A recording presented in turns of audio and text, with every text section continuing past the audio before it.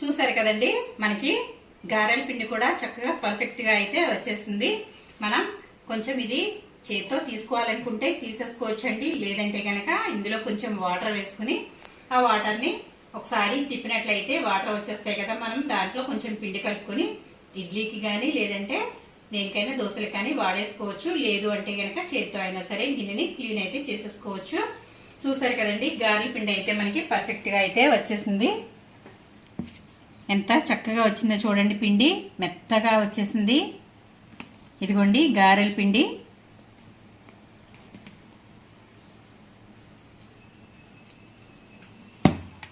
ఒకసారి గిన్నెలో కూడా చూడండి, ఈ విధంగా కొంచెం పిండి అయితే ఉంది. మనం ఈ విధంగా స్పాచులాతో పిండి అయితే ఇలా కూడా తీసేసుకోవచ్చండి. ఇదిగోండి ఈ విధంగా వచ్చేస్తుంది.